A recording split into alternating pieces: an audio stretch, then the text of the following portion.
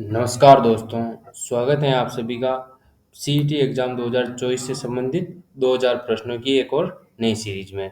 तो 2000 प्रश्नों की सीरीज चल रही थी। आज की हमारी 12वीं क्लास होने वाली है इसमें। तो आज की क्लास में हम 30 प्रश्नों की फिर से डिस्कस करेंगे। तो आज 300 प्रश्न के बाद आज आगे बढ़ेंगे, 301वें प्रश्न से शुरुआत करेंगे। संपूर्ण व्याख्या के साथ हर एक प्रश्न को देखेंगे और बात करते हैं आज के 30 प्रश्नों की। लास्ट में कमेंट करके बताना आपके कितने प्रश्न करेक्ट होते हैं। बात करते हैं सबसे पहले प्रश्न नंबर 301 से। 301 नंबर वाला प्रश्न है हमारा। तो बात करते हैं, जेंटलमैन एग्रीमेंट का संबंध किस प्रजामंडल से था। जो जेंटलमैन एग्रीमेंट था उसका संबंध किस प्रजामंडल से था।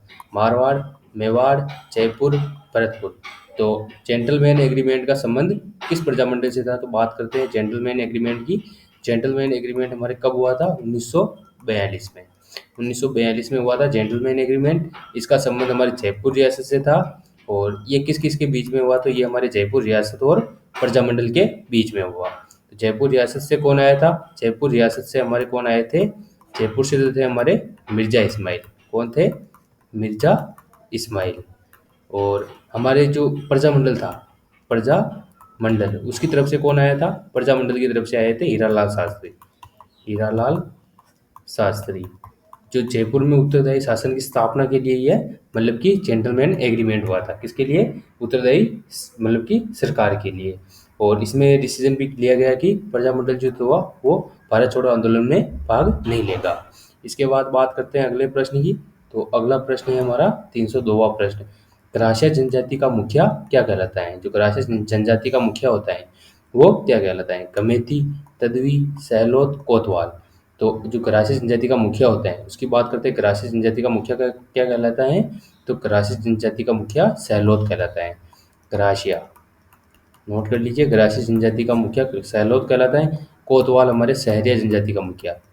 सहरिया जनजाति का मुखिया कोतवाल। कमेती और तदवी ये दोनों भील जनजाति में, भील जनजाति में मुखिया को कहते हैं। जो भील जनजाति में मुखिया को क्या कहते हैं?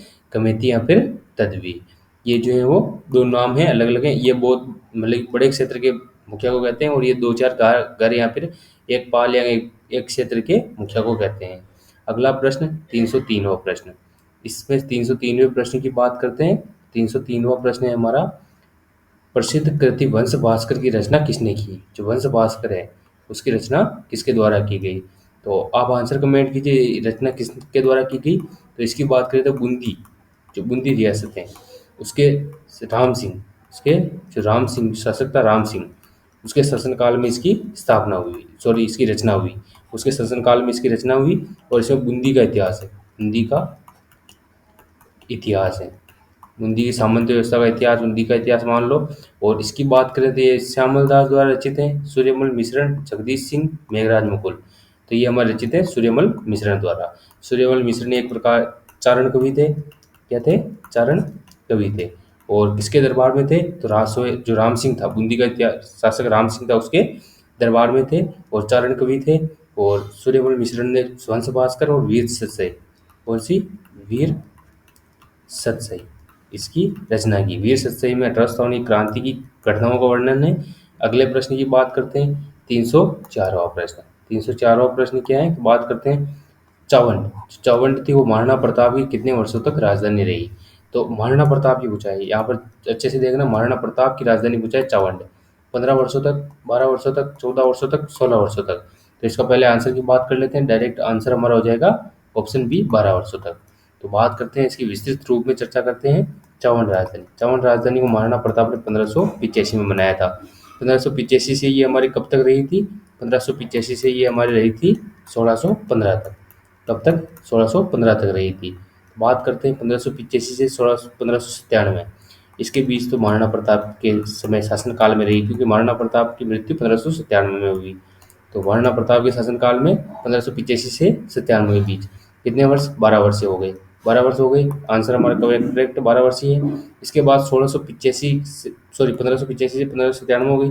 1597 से 1615 के बीच में जो अमर सिंह था, अमर सिंह प्रथम, अमर सिंह प्रथम के शासनकाल में यह तो इतने वर्षों तक रही थी। तो इसमें दो प्रश्न ही बनते हैं। एक, चावंड राजधानी महाराणा प्रताप की कितने वर्षों तक रही थी? तो 12 वर्षों तक।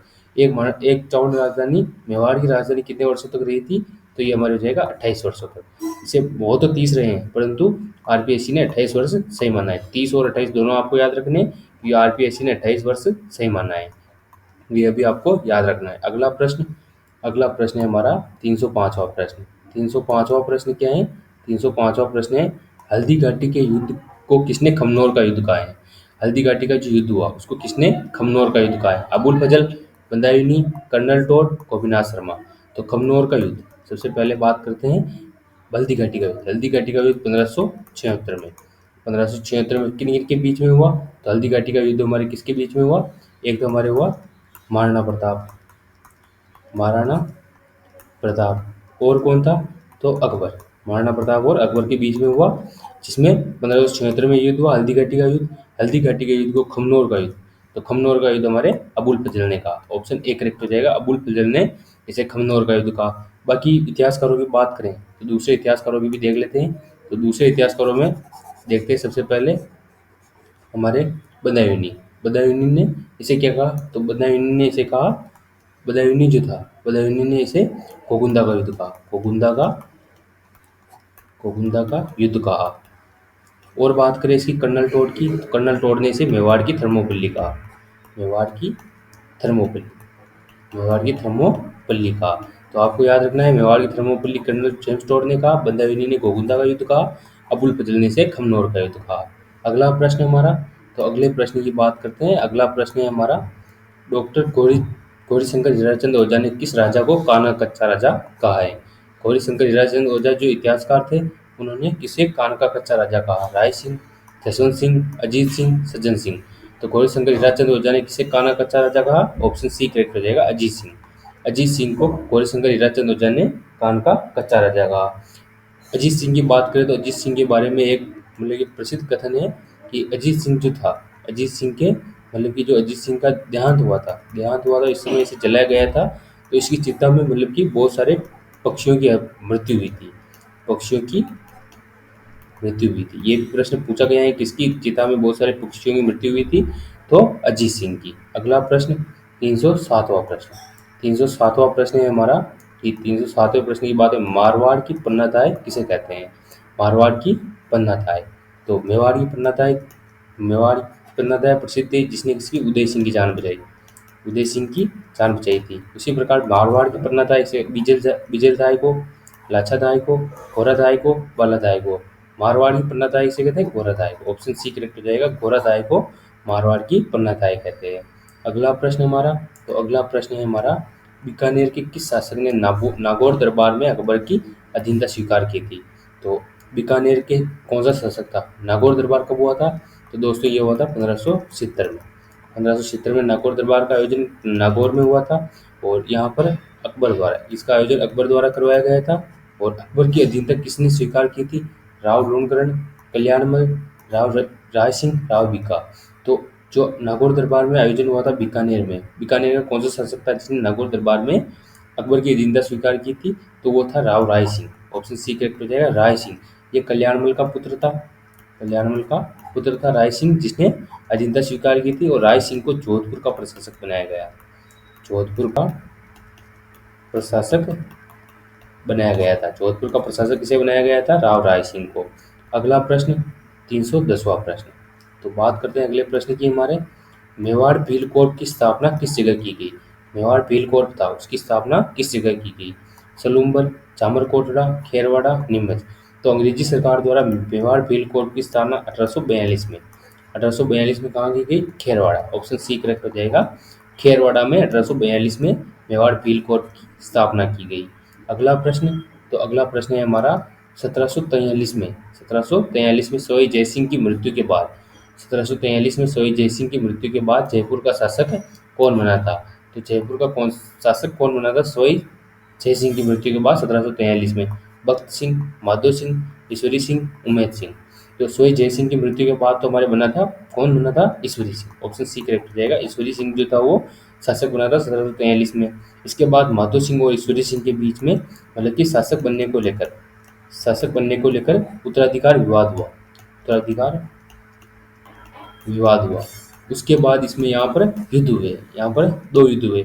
एक तो बगरू का युद्ध हुआ, और एक कौन सा युद्ध हुआ आप कमेंट करके बताइए, जिसमें ईश्वरी सिंह की मृत्यु हो गई, या ईश्वरी सिंह ने आत्महत्या कर ली और ईश्वरी सिंह के बाद माधो सिंह शासक बना। तो कौन सा युद्ध था दूसरा युद्ध?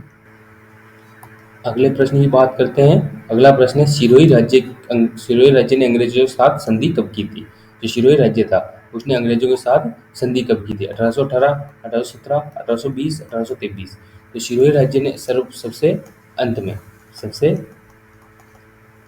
अंत में मतलब कि संधि की, सबसे अंत में संधि की।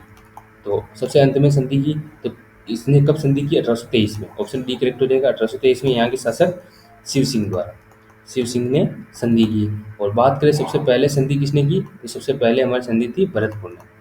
भरतपुर ने सबसे पहले संधि की थी 1803 में, वो भी सितंबर 1803 में संधि की थी। अगला प्रश्न 312वां प्रश्न। तो अगले प्रश्न की बात करते हैं। अगला प्रश्न है 1835 में अंग्रेजों द्वारा गठित जोधपुर लीजन। तो सबसे पहले बात हो गई 1835 में जोधपुर लीजन की स्थापना, उसका मुख्यालय कहाँ रखा गया? तो आप कमेंट करके बताइए मुख्यालय कहाँ था। तब तक बात करते हैं जोधपुर लीजन। तो जोधपुर लीजन के बारे में दो बातें हैं। सबसे पहले 1835 में इसकी स्थापना हुई, दूसरी बात इसकी स्थापना मेजर डाउनिंग ने की, मेजर डाउनिंग द्वारा इसकी स्थापना की गई। और बात करें अंग्रेजों द्वारा जोधपुर लीजन का मुख्यालय, तो ऑप्शन हो जाएगा नसीराबाद, देवली, एजेंटपुरा या खेरवाड़ा। तो ऑप्शन सी करेक्ट हो जाएगा, एजेंटपुरा में। एजेंटपुरा में इसका मुख्यालय रखा गया। अगला प्रश्न, तो अगला प्रश्न है हमारा, स्वामी दयानंद सरस्वती के सुप्रसिद्ध ग्रंथ सत्यार्थ प्रकाश का प्रकाशन कहाँ हुआ? तो सत्यार्थ प्रकाश जो था उसका प्रकाशन कहाँ हुआ था? अजमेर, उदयपुर, जयपुर, करौली। तो स्वामी दयानंद सरस्वती द्वारा मतलब कि सत्यार्थ प्रकाश की रचना कहाँ की गई? तो इसकी रचना की गई अजमेर में। ऑप्शन ए करेक्ट हो जाए, अजमेर में सत्यार्थ प्रकाश की रचना स्वामी दयानंद सरस्वती द्वारा की गई। और उदयपुर में इन्होंने 1883 में परोपकारिणी सभा की स्थापना की, परोपकारिणी सभा की स्थापना की। इसकी परोपकारिणी सभा की स्थापना की। अगला प्रश्न, तो अगला प्रश्न है हमारा, प्रजा सेवक समाचार पत्र के संस्थापक कौन थे? प्रजा सेवक मतलब कि समाचार पत्र था, उसके संस्थापक कनक मधुकर, ब्रजदयाल शर्मा, अचलेश्वर प्रसाद शर्मा, देवी शंकर तिवारी। तो प्रजा सेवक समाचार पत्र, इसका संस्थापक कौन था? तो अचलेश्वर प्रसाद शर्मा। अचलेश्वर प्रसाद शर्मा ने इसका संस्थापन किया, और कहाँ से किया? जोधपुर से। जोधपुर से इसका संस्थापन या फिर प्रकाशन होता था, प्रजा सेवक समाचार पत्र। अगला प्रश्न, तो अगला प्रश्न है हमारा, किस वर्ष में राजस्थान सेवा संघ का स्थानांतरण अजमेर में हुआ? राजस्थान सेवा संघ का स्थानांतरण जो है वो अजमेर में कब हुआ? 1918, 1919, 1920, 1921। तो राजस्थान सेवा संघ का स्थानांतरण अजमेर में कब हुआ? तो ये हुआ 1921 में। ऑप्शन डी करेक्ट हो जाएगा, 1921 में इसका मतलब कि स्थानांतरण अजमेर में हुआ। और इससे सबसे पहले इसकी 1919 में वर्धा वर्धा महाराष्ट्र में विजय सिंह प्रतीक द्वारा राजस्थान सेवा संघ की स्थापना की गई। और 1921 में इसका स्थानांतरण अजमेर में कर दिया गया। और इसके द्वारा मतलब कि समाचार पत्र निकाले जाते थे, राजस्थान केसरी, नवीन राजस्थान, और कौन सा? तरुण राजस्थान। ये सभी समाचार पत्र मतलब कि राजस्थान सेवा संघ द्वारा निकाले जाते थे। अगला प्रश्न, तो अगला प्रश्न है, जो मन की वैली है, मन की वैली किसका नाम है? मन की वैली जो है उसको किसको मन की वैली कहा जाता है? नाहरगढ़, आमेर, गलताजी, राजसमंद। तो मन की वैली किसे कहा जाता है? गलताजी को। ऑप्शन सी करेक्ट हो जाएगा। गलताजी जो है रामानंदी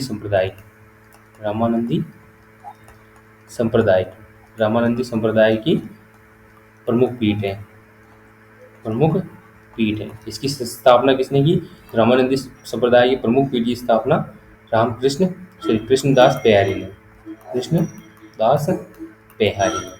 कृष्णदास बेहारी ने इसकी स्थापना की। गलताजी कहाँ पर? गलताजी जयपुर में स्थित है।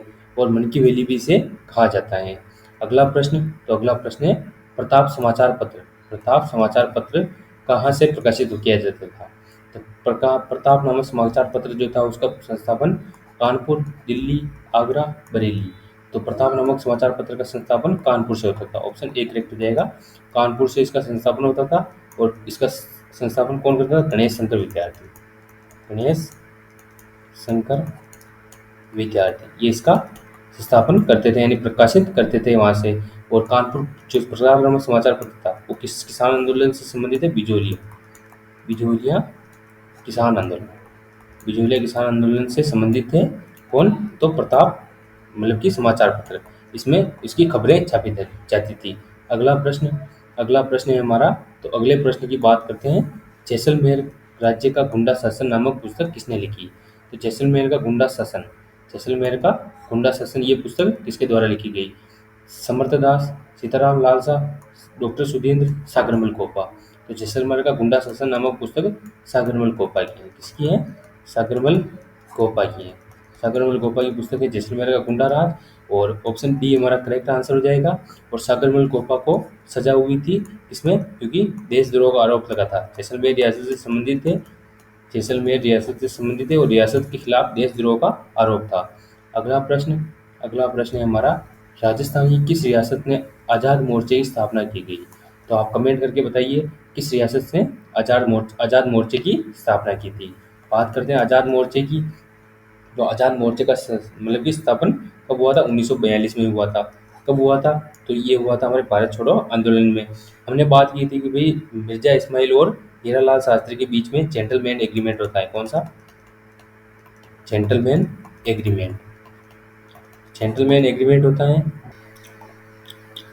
इस जेंटलमैन एग्रीमेंट के तहत जो फैसला हुआ था कि भारत छोड़ो आंदोलन में जो प्रजामंडल है वो भाग नहीं लेगा। तो प्रजामंडल में भाग नहीं लेगा, तो उसके विरोध में 1942 में आज़ाद मोर्चे की स्थापना की गई। आज़ाद मोर्चे की स्थापना किसने की? बाबा हरीश चंद्र। और इनके साथ यहाँ पर कौन थे? और तो इनके साथ प्रमुख नेता थे, उनके नाम लिखते हैं। बाबा हरीश चंद्र, दौलत राम भंडारी। और कौन थे? तो इनके साथ है रामकरण जोशी। कौन थे? रामकरण जोशी। रामकरण जोशी। और कौन थे? तो गुलाब चंद कासलीवाल। और तो इनके अलावा नेता थे, हमारे मेन नेता तो कौन थे? मेन नेता तो बाबा हरीश चंद्र थे। इन्होंने कहा था कि हम भारत छोड़ो आंदोलन में भाग लेंगे। अगला प्रश्न। तो 320वां प्रश्न क्या है? हाड़ौती सेवा संघ के संस्थापक कौन थे? हाड़ौती सेवा संघ था, उसके संस्थापक मोतीलाल तेजावत, अभिन हरी, रामनारायण चौधरी, नैनूराम शर्मा। तो हाड़ौती सेवा संघ के संस्थापक कौन थे? तो हमारे थे अभिन हरी। ऑप्शन बी करेक्ट हो जाएगा, अभिन हरी। हाड़ौती सेवा संघ, इसकी स्थापना कब हुई? तो हाड़ौती सेवा संघ की स्थापना 1934 में हुई। और इसके संस्थापक कौन थे? अभिन्न हरी थे। सॉरी, अभिन्न हरी नहीं थे, ये तो अभिन्न हरी तो यहाँ के नेता थे, हाड़ौती सेवा संघ के नेता थे। ऑप्शन डी करेक्ट हो जाएगा, नैनूराम शर्मा। नैनूराम शर्मा जो थे इसके नेता थे। कौन थे? नेता थे, मतलब कि अभिन्न हरी, नैनूराम शर्मा। और ये कौन थे? तो आप कमेंट करके बताइए। एक और प्रमुख नेता जो थे वो हाड़ौती सेवा संघ से संबंधित थे, वो कौन थे? तो उनके बारे में बात हो जाएगी। अगले प्रश्न की ओर बढ़ते हैं। 321वां प्रश्न। 321वां प्रश्न है। 321वां प्रश्न है, भूप सिंह का संबंध किस किसान आंदोलन से था? भूप सिंह का संबंध किस किसान आंदोलन से था? तो बात करते हैं बेगू किसान आंदोलन, डाबी किसान आंदोलन, बिजोलिया किसान आंदोलन, भरतपुर किसान आंदोलन। तो भूप सिंह का संबंध हमारे था बिजोलिया किसान आंदोलन से। ये कौन थे? तो बिजोलिया किसान आंदोलन के नेता कौन थे? विजय सिंह प्रतीक। विजय सिंह प्रतीक। विजय सिंह प्रतीक को ही भूप सिंह कहा जाता है। विजय सिंह प्रतीक का ही नाम है भूप सिंह गुज्जर। तो अगले प्रश्न की बात करते हैं। अगला प्रश्न है 322वां प्रश्न। 322वां प्रश्न है, मोतीलाल तेजावत किस ठिकाने के कामदार थे? तो मोतीलाल तेजावत जो थे वो किस किस ठिकाने के कामदार? चारोल, बांसी, सलूम्बर, बिजोलिया। तो मोतीलाल तेजावत का संबंध मतलब कि किससे था? तो ये थे हमारे चाडोल से। ऑप्शन ए करेक्ट हो जाएगा, चाडोल से। चाडोल ठिकाने के कामदार थे। मोतीलाल तेजावत को किस किस नाम से जानते थे? बाबूजी। बाबूजी नाम से जाना जाता था मोतीलाल तेजावत से। तो बात करते हैं अगले प्रश्न की। 323वां प्रश्न। 323वां प्रश्न क्या है? 323वां प्रश्न है, उदयपुर का राजस्थान संघ में विलय कब हुआ? उदयपुर का राजस्थान संघ में विलय कब हुआ? 18 मार्च 1949, 18 अप्रैल 1949, 30 मार्च 1949, 30 अप्रैल 1948। तो उदयपुर का राजस्थान में विलय तीसरे चरण में हुआ। तो तीसरे चरण में कब हुआ? तो तीसरे चरण में हुआ 18 अप्रैल 1948 को। 18 अप्रैल 1949 को राजस्थान संघ द्वितीय चरण में राजस्थान संघ बना था, उसमें मेवाड़ का विलय हुआ। और इस समय राज प्रमुख से बनाया गया उस समय राज प्रमुख हमारे भोपाल सिंह को राज प्रमुख बनाया गया। अगला प्रश्न हमारा 324वें प्रश्न की बात करते हैं। 324वां प्रश्न है, अजमेर मेरवाड़ा का राजस्थान में विलय कब हुआ? जो अजमेर मेरवाड़ा केंद्र शासित प्रदेश था, कौन सा? केंद्र शासित प्रदेश। इसका राजस्थान में विलय कब हुआ? 1957, 1950, 1949, 1956। तो अजमेर मेरवाड़ा का विलय 7वें चरण में हुआ 1956 में। 7वें चरण में 1956 में अजमेर मेरवाड़ा, अबू देलवाड़ा और कौन सा? तो एक सुनील टप्पा। सुनील टप्पा का मतलब कि राजस्थान में विलय हुआ। इस समय राजस्थान का एकीकरण कंप्लीट हुआ 1956 में। तो अगले प्रश्न की बात करते हैं। 325वां प्रश्न। 325वां प्रश्न है, कालीबंगा सभ्यता का सर्वप्रथम प्रकाश में लाने का श्रेय किसे जाता है? अभी कालीबंगा सभ्यता को सर्वप्रथम प्रकाश में लाने का श्रेय बीबी लाल, बीके थापर, एमडी खरे, अमलानंद घोष। तो कालीबंगा सभ्यता को सर्वप्रथम प्रकाश में लाने का श्रेय किसे जाता है? अमलानंद घोष को। 1900 कब हुआ? 1951-52 में अमलानंद घोष द्वारा कालीबंगा सभ्यता को सर्वप्रथम प्रकाश में लाया गया था। उसके बाद बीबी लाल, बीके थापर और एमडी खरे, और इनके साथ कौन था? एक श्रीवास्तव। श्रीवास्तव। तो एमडी श्रीवास्तव जो थे वो एमडी श्रीवास्तव जो थे वो बीबी लाल, बीके थापर, एमडी खरे, इन्होंने 1961 से 69 के बीच इसका उत्खनन किया। तो दोस्तों आज के लिए बस इतना ही। 25 प्रश्नों में से आपके प्रश्न कितने करेक्ट होते हैं कमेंट करके बताना। मिलते हैं नेक्स्ट वीडियो में। तब तक बने रहिए। और राजस्थान जीके और से संबंधित और भी नए वीडियो या सीटी एग्जाम या पशु परिचर एग्जाम से संबंधित और भी नए वीडियो देखने के लिए हमारे चैनल को सब्सक्राइब करें। मिलते हैं नेक्स्ट वीडियो में, तब तक बने रहिए। धन्यवाद।